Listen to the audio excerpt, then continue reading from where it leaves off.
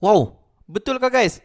Di mana dikatakan para pakar Israel telah datang ataupun telah mengunjung Indonesia. Wow, adakah ini benar? Hello guys. Bismillahirrahmanirrahim. Assalamualaikum warahmatullahi wabarakatuh. Allahumma shalli ala sayyidina Muhammad wa ala ali sayyidina Muhammad. Guys, welcome back again to my YouTube channel. Aku Musa dan ini adalah channel YouTube aku guys, Musa bin Muhammadin channel. Kepada subscriber yang sudah pun subscribe, aku mengucapkan terima kasih, dan kepada yang belum subscribe, please subscribe channel ini dulu. Tekan tombol subscribe, like dan komen di bahagian komentar di bawah. Aku mengucapkan kalian semua memang awesome, mantap, terbaik guys. Dan aku sentiasa mendoakan agar semua kalian di luar sana dipermudahkan segala urusan, dibukakan pintu-pintu rezeki, dihindarkan, dijauhkan daripada segala malapetaka. Amin amin ya rabbal alamin. Guys, seperti biasa hari ini kita akan buat sedikit lagi video reaction di channel Endo Magazine. Dan kalau kita tengok judul video yang kita akan react hari ini, dikatakan para pakar daripada Israel telah mengunjungi Indonesia. Wow, adakah ini benar guys? Apa-apa pun jom kita tonton dulu video ini. Seperti biasa di hujung nanti baru kita akan bagi sedikit kita punya reaction. Adakah ini benar ataupun sebaliknya? Apa-apa pun jom kita tonton video ini. And most Israelis Rebecca aren't aware of the fact that Indonesia is tapped to be the world's fifth largest economy by 2030. Apa tuh guys? Diam-diam para pakar teknologi Israel kunjung Indonesia dan bangun. Hey hey hey, hola Indomax Indo Magazines. Nah, dua berita yang mantap jos. Yang pertama kali ini datang dari Israel untuk Indonesia. Seperti yang kalian tahu, salah satu negara yang cukup sering dikecam oleh Indonesia adalah Israel. Tentunya ini karena serangan Israel ke wilayah Gaza, Palestina, bos. Bahkan kedua negara ini pun sampai sekarang belum memiliki hubungan resmi. Namun tahukah kalian bahwa diam-diam ternyata para pakar teknologi Israel pun telah datang mengunjungi Indonesia dan membangun relasi. Nah, apakah tujuan mereka dan relasi seperti apakah yang mereka bangun? Setelah ini kita bahas bosku. Kemudian berita kedua yang tak kalah panas datang lagi dari China Tiongkok. Setelah puas mengeber Taiwan dengan dongfeng-dongfeng terbangnya, dan di tengah serunya latihan militer besar-besaran Super Garuda Shield antara Indonesia dengan Mama Rika and the Gang, seakan tak mau kalah saing bos. Kini kabarnya China pun juga akan mau menggelar latihan perang besar-besarannya dengan salah satu negara tetangga kita di komplek ASEAN.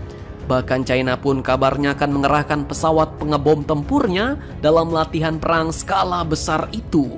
Nah, latihan perang dengan negara ASEAN manakah itu? Dan senjata-senjata apa sajakah yang akan dikerahkan dalam latihan perang itu? Penasaran beritanya? Cus! Tanpa banyak bacor, mari kita bahas beritanya satu persatu bosku. Oke, berita pertama datang dari kabar kunjungan para pakar teknologi Israel ke Indonesia. Dan dikatakan telah membangun relasi bos. Nah, kira-kira ada apa nih? Admin kutip dari Times of Israel dan diwartakan kembali oleh Sindo News. Para profesional teknologi dan pejabat perdagangan Israel ini pun dilaporkan telah mengunjungi Indonesia pada bulan Juli lalu untuk mengeksplorasi investasi, usaha teknologi dan inisiatif dampak sosial, di mana program ini pun diselenggarakan oleh Israel Asia Center atau IAC. Nah, lantas investasi dan usaha teknologi apakah yang dimaksud? Di sini pendiri dan direktur eksekutif Israel Asia Center yaitu Rebecca Zierev pun mencatat meskipun kurangnya hubungan diplomatik antara Indonesia dan Israel, namun masih ada potensi luar biasa yang belum dimanfaatkan dalam pendidikan, fintech, keamanan cyber, kecerdasan buatan, mobilitas, perawatan kesehatan, agritech, dan teknologi air.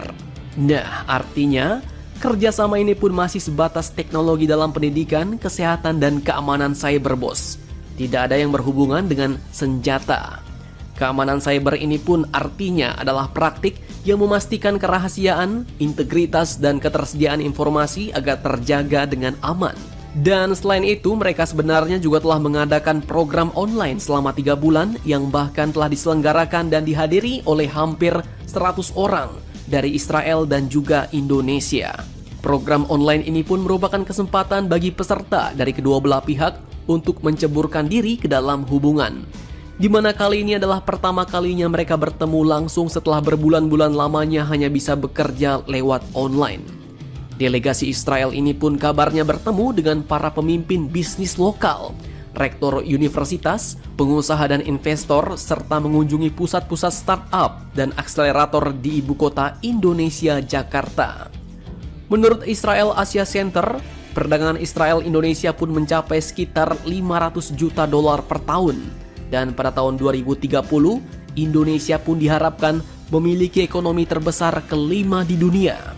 Dan selain itu, ekonomi internet Indonesia pun tumbuh sebesar 49% per tahun dan akan mencapai 330 miliar dolar dalam 8 tahun ke depan. Cukup ngeri-ngeri sedap juga nih bos. Mungkin inilah yang menjadi sebuah magnet tersendiri bagi para pakar teknologi Israel itu untuk membangun relasi dengan Indonesia. Mantap, mantap jos. Apakah nanti di kemudian hari Indonesia akan membuka hubungan alias melakukan normalisasi dengan negara Israel seperti Bahrain, Uni Emirat Arab, Sudan, dan Maroko? Silahkan kalian cocor-bacor di kolom komentar bos. Komen guys. Kalau kita tengok pakar daripada Israel yang berkunjung ke Indonesia itu dikatakan beberapa pakar-pakar teknologis di dalam semua bidang, di dalam bidang perubatan, di dalam bidang cyber dan bidang-bidang yang lain. Di mana pakar-pakar ini telah memberi seperti kursus kepada peserta-peserta yang join. Dikatakan bilangan peserta lebih daripada 100 orang peserta yang hadir daripada Indonesia maupun daripada Israel sendiri, di mana fokus mereka pada masa itu memberi pendedahan bagaimana untuk menghasilkan inovasi di dalam penghasilan teknologis di zaman sekarang ni guys. Sebab kalau kita tengok sekarang ini semua memerlukan alat-alat ataupun keperluan di dalam teknologis. Tak kiralah di dalam perubatan, di dalam pemakanan, di dalam kerja-kerja kita seharian, dalam hidup-hidupan kita seharian, semua memerlukan teknologi. Dan sebab itulah kalau kita tengok salah seorang wakil daripada Israel iaitu si Rebecca, beliau menyatakan bahawa sebenarnya kerjasama di antara Indonesia bersama dengan Israel dalam aspek ini sudah pun ditubuhkan ataupun sudah pun dijalinkan sejak beberapa tahun yang lepas. Dan kalau kita tengok dikatakan Indonesia dikatakan nombor 5 di dunia di dalam kekuatan ekonomi. Dan apabila Indonesia mengambil peluang untuk menjalinkan kerjasama bersama dengan Israel di dalam aspek teknologi, di mana kalau kita tengok banyak sekali kalau kita tengok knowledge yang peserta perolehi melalui daripada kursus yang dianjurkan oleh Israel ini.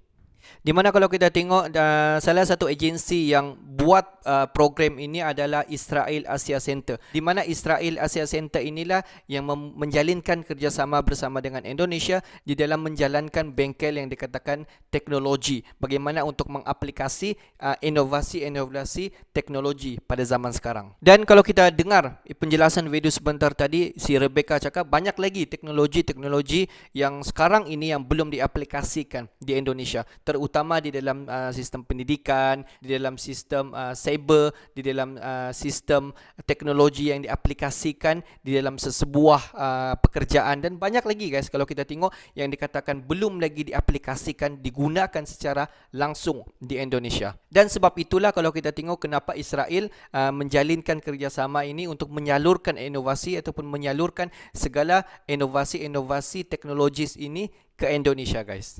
Jadi guys, apa pendapat kalian semua? Adakah wajar Indonesia jalinkan kerjasama bersama dengan Israel? Kalau kita tengok, walaupun pada sekarang ni kalau kita tengok Indonesia banyak sekali mengkutuk tindakan apa yang dilakukan Israel ini terhadap Gaza. Okeylah guys, untuk hari ini sampai di sini saja sedikit information daripada Musa Channel. Dan kepada subscriber yang belum lagi klik button subscribe, please guys to klik button subscribe, like dan komen di bahagian komentar di bawah.